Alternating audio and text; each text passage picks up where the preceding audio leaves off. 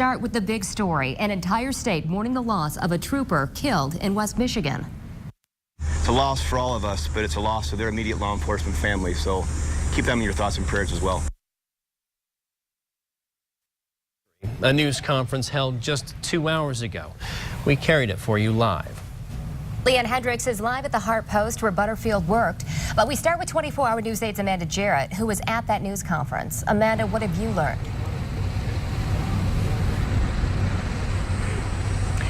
Flags are half-staff here at the Rockford Post. Behind me, you can see troopers inside are wearing black bands over their badges, mourning the loss of State Trooper Paul Butterfield. We're told the police post in Hart is grieving today. That's where Butterfield has worked the past couple years. Before that, he was a trooper in Manistee, serving a total of 14 years with the state police. A family legacy. We just learned this morning Butterfield's father was a retired state trooper. At the press conference this morning, Trooper Butterfield was described as a phenomenal runner. Friends tell us he loved his job and he was newly engaged to be married. State Police Lieutenant Chris McIntyre says Butterfield did everything right in that traffic stop last night, and the information he gave helped them track down the suspects. He says there was just no way to prepare for what came next. Yeah, it's not just law enforcement. Of course, it's us. This is the job that we do. This is the risks we take, unfortunately. But I think it's a loss for the entire community, not just law enforcement, and we're very saddened by it.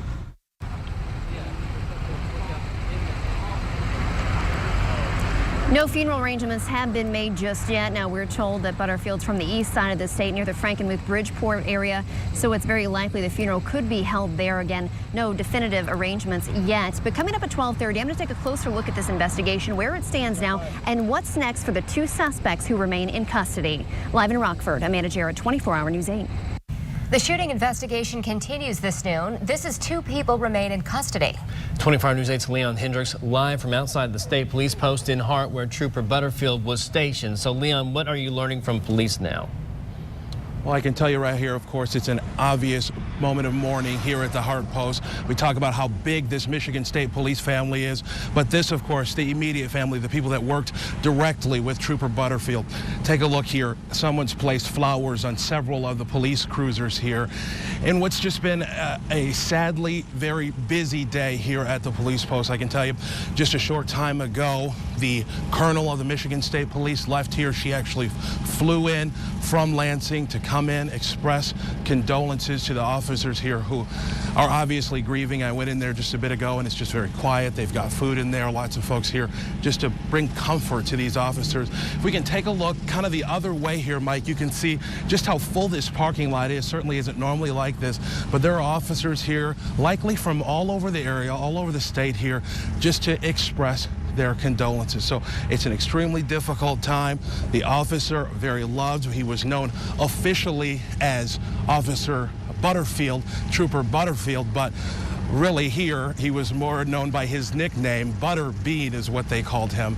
Very well known for loving his pets, a fun-loving officer who was newly engaged, was set to be married in the coming months. So just a tragic situation here on so many fronts.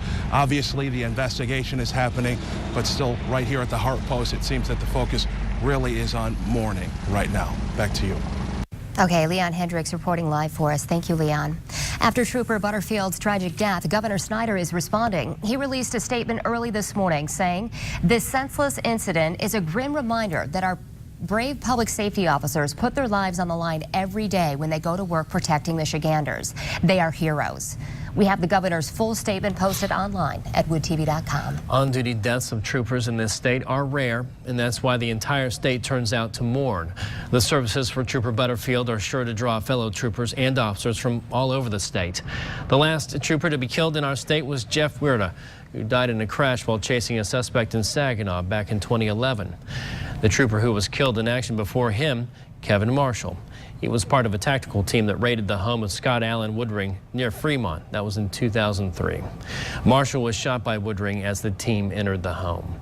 Then before that, in 2000, another West Michigan trooper was killed on the side of I-94 in Van Buren County. Trooper Rick Johnson was on a traffic stop early on a Saturday when a third vehicle slammed into his cruiser. Trooper Robert Mielek was killed exactly 29 years ago, to the day that Trooper Butterfield was killed.